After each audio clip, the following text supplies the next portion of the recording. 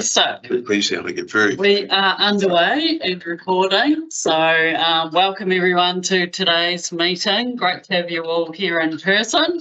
I'm going to kick off with karakia. Tue ki runga, tue ki raro, tue ki waho, tue ki roto, tue ki te here tangara, ka rongo te po, ka rongo te ao, omi e hui e, taiki e. Thanks everyone that's travelled today. It's really good to be here in person and holding our first in-person meeting of this joint committee. So really appreciate you making the effort to be here. We're going to crack right into the agenda today, but first of all, apologies. So the one that I have is Tracy Patterson. So I haven't received any others, but does anyone know of any other apologies? Nope, we'll just move that one then. Tamar is moving, seconded by Lyle, all in favour. Aye, again, carried. Thank you. A reminder there around declarations or conflict of interest. So if anyone would like to raise any now, they're welcome to, or as they arise during the paper is fine as well. Thanks everyone. Confirmation of the agenda. We do need to move and second that unless there's anything that anyone needs to add. Councillor Forbes. I wonder if this is somewhere where we talk about how we mesh with public excluded and councillors unhappy that they aren't able to be at this meeting because they're not covered by that. So and where the NDAs and things are, and if this is the place for those discussions. I think there's a resolution there to exclude the public or not, so there is a chance always to debate that at that point. And then there is public excluded papers there as well where we do it. Yeah. So I think that we're probably okay without an additional agenda item there, unless that is something that you are raising. But yeah, we'd have to have a reason for that. Okay, I'm happy to discuss it. Yep. And the general progress. Yep. Yeah, but I wasn't that keen to be discussing it as part of each project. I thought we should have a general discussion first.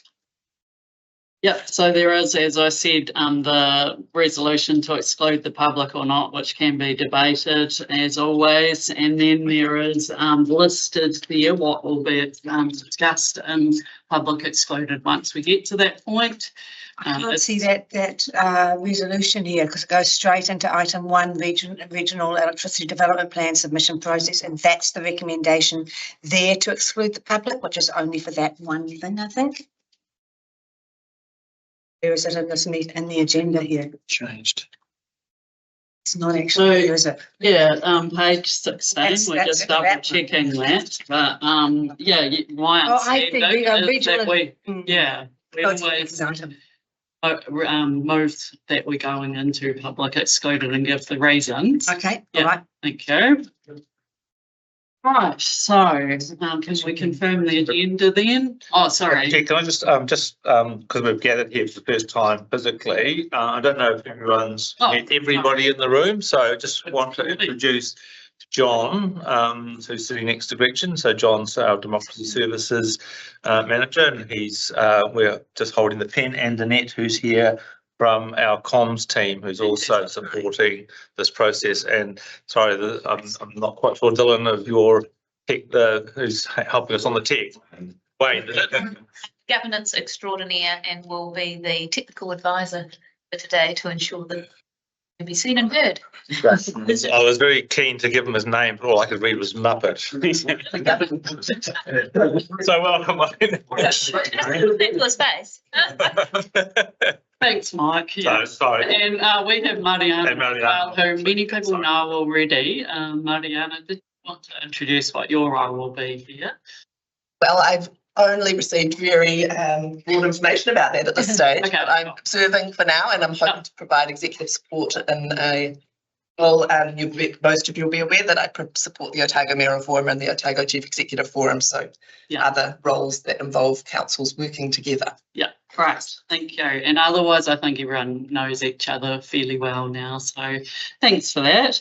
We're up to confirming the agenda still. Somebody want to move that? Thank you, Tamer. Seconded Glenn. All in favour? Aye. Against? Carried. Thank you. We have the draft minutes from the 18th of July there.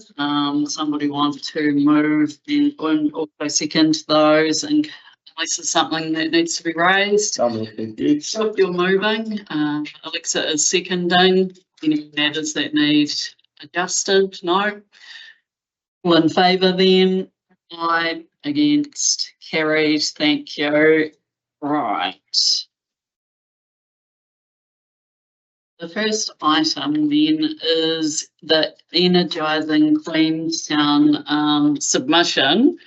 And there is a recommendation there around the submission which is there and whether or not this joint committee would like to endorse that before it goes to respective councils for their consideration and potentially approval as well. Does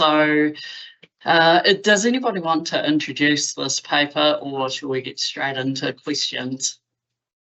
I was going to say very similar framing to you there. I think this is worth consideration by the Joint Committee because it is reflected so closely in our regional deal, and it's not something that we contemplated directly in the memorandum of agreement between the councils. So it's a slightly unusual territory, and we'd be very keen to understand the Joint Committee's view on this because we're early enough in the process to be able to shape development of the submissions accordingly. Good morning. Right. It's there and we will read it. Are there any questions related to this? Yep, Glenn. Just wondering, so if this group endorses it, will it just only go to QLDC? Will it go across all three councils? Recommend it goes to all three. At this stage, it's unclear if ORC will have a strong view on the content. It may or may not fall more to CODC and QLDC, but the intent would be that both councils would receive the joint submission to endorse on behalf of, or to approve on behalf of. And if I can just provide some context about ORC, generally a submission like this would just go through our submissions working group rather than going through to full council. So we would just need the resolution to reflect that slightly different process. Send it through submissions working group. Yeah, okay. I think the bit that you're talking about there is before passing to the respective councils for approval, it would through whatever process the respective council wants to. So it's I'm not sure how we would word that better at this point, but yeah, I think that's right. I noted that in the paper as well at paragraph 0.12 there. Committee can consider whether to place a submission directly or to endorse a submission that is then adopted by the respective councils. I guess it's recommended for adoption, but in our case, it wouldn't be formally adopted. It would go to our submissions working group who would just lodge it if they chose to. So yeah, there's an element of choice, I suppose, is what I'm saying. We could potentially say by respective organisations to avoid the endorsement by council versus other mechanisms. Okay. Just capturing that, thank you. Any other questions on this or the content of this? Chair, just question. Okay, this is our first meeting and we're already not contemplated in the memorandum of agreement. I'm just wondering what the impact of that is and what are we setting? We're going to have these are likely to come up often, or I'm just wondering what we're setting ourselves up for as we go forward. Yes, it's a good question. I would comment this one is explicitly in our proposal at this stage, which is why I think it was contemplated that we should bring it through the Joint Committee for involvement. There are other matters that Tamar might want to speak to that we might look at having a joint approach across OCL in responding to government. But with regards to the role of the Joint Committee and its play in the negotiation space, this one I think is relatively specific. Okay, thank you. Is that there? Yeah, it's a relevant matter. Yep. So the other thing that I mentioned to Gretchen this morning, whether, and it kind of ties into this, is whether there's a space for this committee to be proposing or endorsing or writing submissions, is around the proposed Local Government Act changes coming from the government and the fact that they are quite contrary to what we are trying to achieve with a regional deal, and whether this joint committee would look to put in some sort of submission in conjunction with the councils for that process as well, to highlight that what we are looking to achieve kind of doesn't tie into their proposed changes. So I guess that's a broader conversation of, does this committee have a role in submission process on behalf of / in conjunction with councils? And I think if we are looking to put in submissions as part of this, then they are going as a regional submission, and perhaps we would look to use the Otago Lake Central terminology as opposed to Queenstown Lakes or Central Otago. On there, because I'm just reading option B, recommended option. It talks of energising Queenstown, and I'm trying to square that circle. Yeah.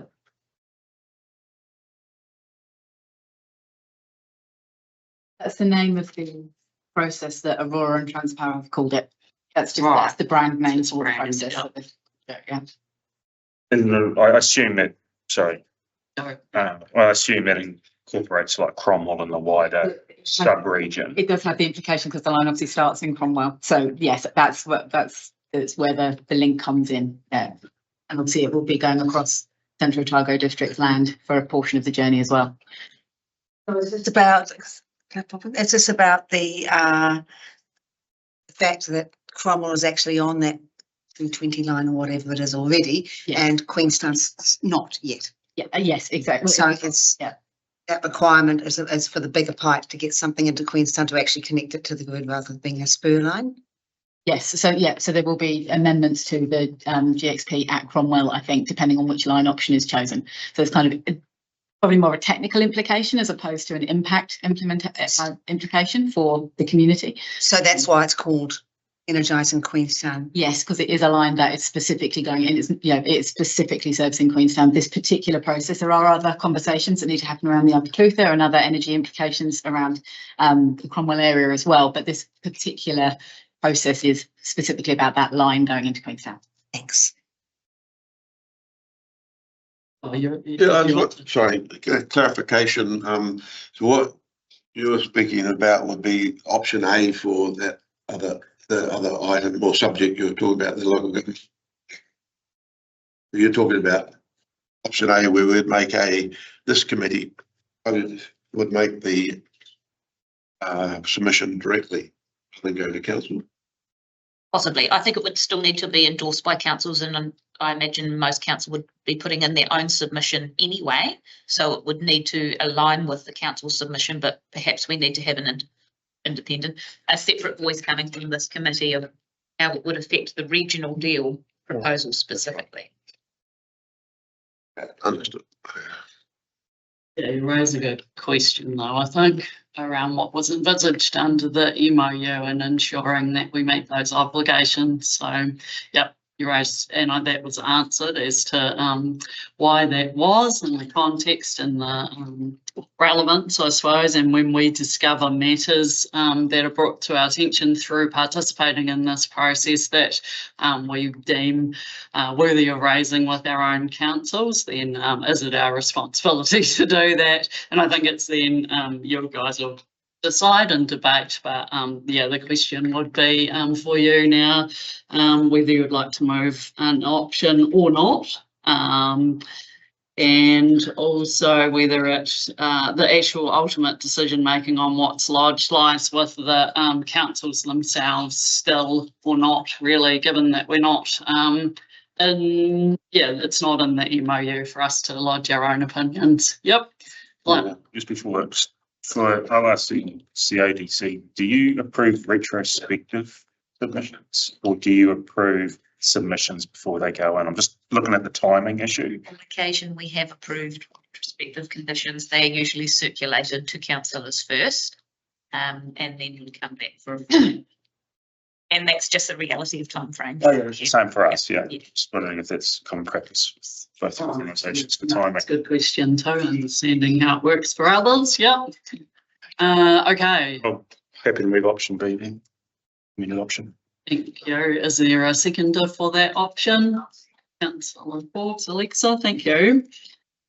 Any debate then on this one? Sorry, just. Oh, sure, Chair, yeah. has the word changed in there? Yes. Respective Good. organisations for approval, isn't Would it? you like to read out what we've got to there? Sorry, just so I've captured that. Just to confirm, so the change was to change the word councils to organisations? Is that the only change? It was to read it out? No, that's fine. Everyone's got that, I think, and clear what they're debating or voting on. I just thinking about that wording. I mean, that almost takes it. That almost creates another problem, and that organisations doesn't speak to the fact that we require council to approve it. So we're running the risk of taking out council because we're concerned that it's not. But if it's left at organisations, there's an equal risk that someone will say is council. Through their established mechanisms. I think it should be respective councils for approval through their established mechanisms is a good way of. Yeah, something like that. Yeah, may not be perfect, but we know what we mean. Yeah. Yeah. Is that? Great. Yeah. Mover and seconder, just so we've got on the record, saying that they're happy with that. Good one. Captured that. Everyone's clear. Is there any debate then?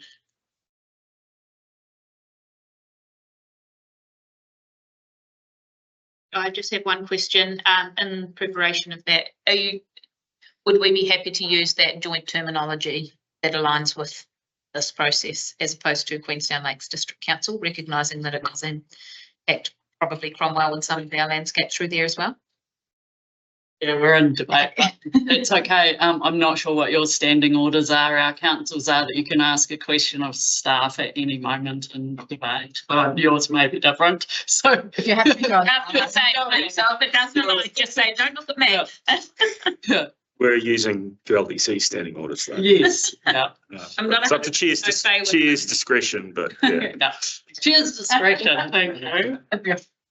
Yes. I think that would be the intent, yes. Okay, well, thank you everyone then for your input onto that. For me, I think we do need to just stick to what our councils have asked for us to do during these joint committee meetings, and I think it is really helpful when we come together and do identify issues that cause joint concern or are a joint opportunity, and it's great that we take those back to the councils though for them to make the decision on how it sits with them and how they would like to communicate. But I think it's really, really helpful that we are working together constructively. So I really like this approach. Okay, so we'll vote on it then, unless someone wants to write a reply or anything. Good one. Okay, all in favour? Aye. Against? Carried. Good one. We are on to recommendation to exclude the public, and we have there all of the reasons recorded in the tables for why public needs to be excluded. It isn't my intention to read all of those out, but the specific grounds under section 48(1) of the Local Government Information and Meetings Act 1987 are recorded there. Somebody care to move that we go into public excluded? Near Tamar. Near Glenn, if you debate. Yes, I would like us to have the discussion in public about why we're in public excluded and where we sit under the councillors not being able to be here and how we're going to mitigate that, given that public excluded doesn't cover councillors. They should be allowed to be here under rules, the Act, the Local Government Act. And also I think we should have the discussion in public around where we're at in terms of any NDAs and boilers stuff that can be released and how information goes back to councils so that our process is transparent as we are required to be. Thank you. I don't know if there's a specific question The there. question is, why are councillors not able to be here today? Answer to that one.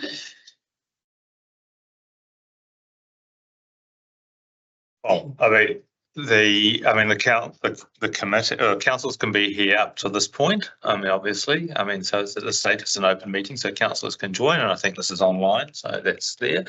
I suppose it has to do with the conduct of the committee's work, and at this point, the committee has previously decided that it would not be making reports available, but would provide summaries of the report that were considered, and that relates to the process of negotiations that the committee on behalf of the three councils is currently entering into with the Crown. So it's I suppose relevant that relationship is changing as the Crown works out how it wants to engage and how it's prepared to engage with the councils, and we'll obviously be taking some guidance from the Crown about how they wish to conduct those negotiations, which may modify how this committee is prepared to deal in terms of PX papers and councillors being in attendance at the PX sessions. So there's a little bit of a moving feast here, and when we set this process out, it was very clear from the government around the need for explicit confidentiality, and I suppose this is only the second meeting of this committee, and we've yet to actually come face to face with the core government negotiators, and we're anticipating that will, I was going to say change, I don't know that it will change, but it will set the conditions for how the government will treat with the councils and with the joint committee going forward. Can I have a supplementary on that? I know we're not quite in questions, but it's under what legislation are we able to override the existing legislation to keep councillors out of observing this? And how do we deal with the challenge to that? So, the legislation is clear around the ability of councillors to access public excluded papers, but we also have negotiating terms with the government and confidentiality terms, and the committee has considered that at its last meeting about how it wished to do that. I can't speak to those because that was in PX. But obviously in terms of the committee understanding and trying to manage the risk around those negotiations and the liability that might sit if we breach those confidentiality agreements with the government or those confidentiality protocols, is something that the committee wants to, I think, needs to be mindful of. And the committee obviously reached a position last time about how it would deal with that.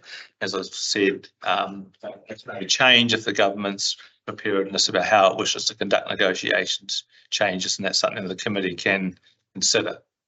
So we are being put beyond the existing Act by the government's requirement for us to negotiate in confidence. Well, we're being put beyond the existing Act. I think what we have is a situation where and as for those people who have sort of observed the process to date, the government has been has kept this process incredibly close, and therefore has previously had NDAs in place. It's previously indicated that councils were unable to speak to any of these processes. Now, as I've said,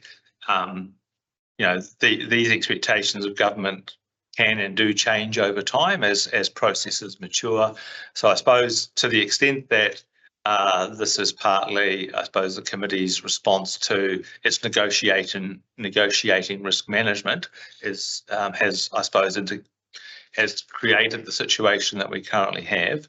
And as I said, if the government wishes to change those expectations and those considerations, then the committee can address those.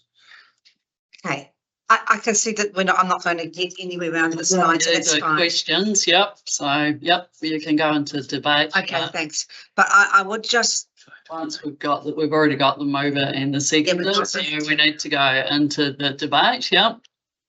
my point in debate here is that if we don't have the confidence of our councillors that we are acting truly and properly within the Local Government Act, within the requirements of Lagoimas and everything else that comes into this, we have real problems in making our decisions stick, I think.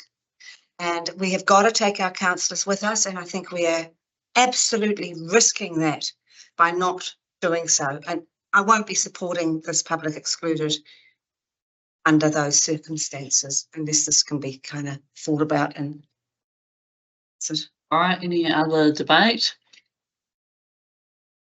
Okay, we will put it then, all in favour. Oh, sorry, what did you want to debate, Lyle? Oh, Thank you. yeah, I hear what you're saying. I just, and understanding this is quite a unique situation where we're in the early stages of negotiation with the Crown. So you might be saying we're being asked to toe the line with the Crown requirements, but at this early stage in negotiations, we could be jeopardising our ability to progress too much more if we don't have some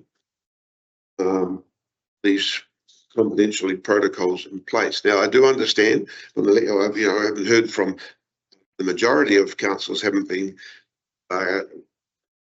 asking for this, for any changes to what we've started, and we will be reporting summaries and updates to the councillors through our councils. So, yeah, it's a tricky one, but I just put that on the table that I'm just nervous that how it could jeopardise the confidentiality protocols that we are sort of faced with the government at this stage. Thank you, Glenn. Yeah, our councils agreed to the process, and you're representing a very minority view from our council. They agreed to it, and what you're representing is, and probably in my view,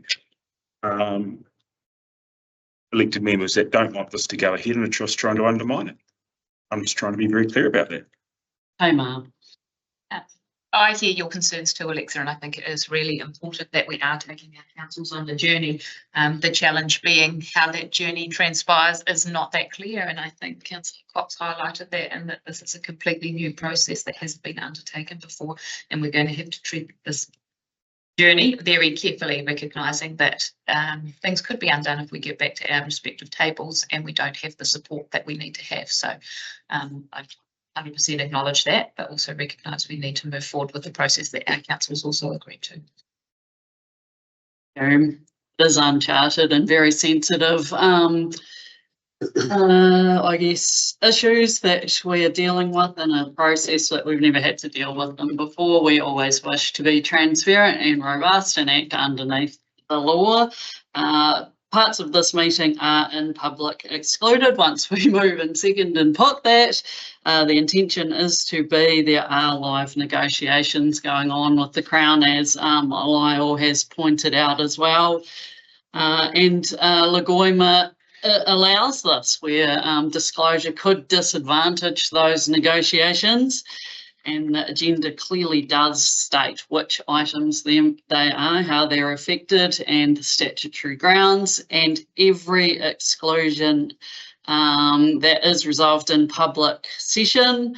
And we will share as much as possible once it won't compromise that process. That is what we choose to do and what we must do as well. We take that very seriously. Thank you for the good discussion on this, because it is a very important matter, and we will reconsider, and we will we will look at the legal situation on this every single time. So thank you for raising that. I'm going to put it at this point. All in favour? I'm against. Carried. Thank you. Would you like the no? yes, I'll have it ordered, please. Is that under your standing order? Yes, you can. Yes, yeah. I suspect. Yeah. This is a consensus committee Okay. Ah. Right, Have consensus. do we have more discussion then? We provide more question and discussion. Yeah, I think we Pretty should, much realities. I would like to move an adjournment at this moment, No, please. hang on. So under the standing orders of Queenstown Lakes District Council, we've got a majority vote. Consensus, that's a procedural motion for. Yeah, I'd like to call an adjournment so we can get the procedural bit here sorted. It's not to discuss anything. That's the matter of this meeting. It's the procedure and the standing orders that I would like advice on at this point. Thank you. So I'll call that we adjourn, just probably 5 minutes. And do I have a seconder for that? Thank you. Noma, all in favour? Aye, against, carried.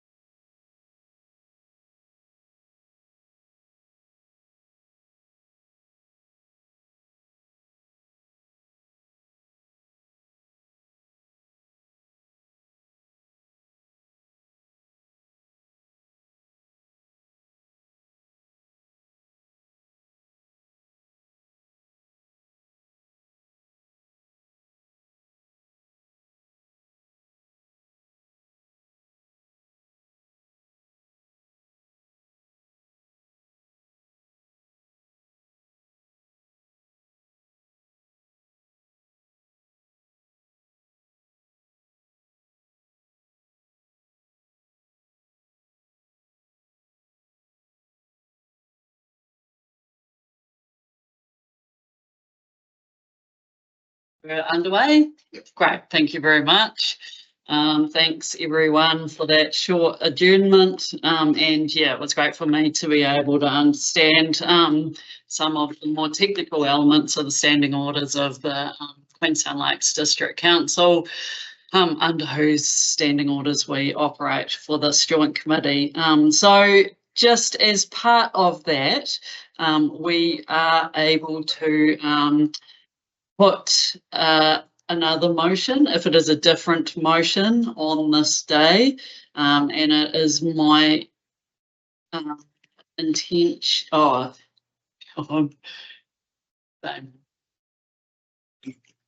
Not a different motion, it's just Yeah. it's for procedural. It just needs approval from the chair. So let's say a different elected member can put the same motion, but it just needs approval from the chair. Under clause Okay. 20, was it? 2310. Right. So Tamer, are you happy to put I think I might have been the last Oh, you- motion. Okay. On the file. Move the Rebecca to exclude the public. Right, thank you for the reasons listed under the. Yep, Yeah. all the reasons listed. Yep. Great, thank you. I am happy to second that. We'll put that all in favour. Aye. Against. Carried. Thank you. Give a little moment there to make sure that we are in public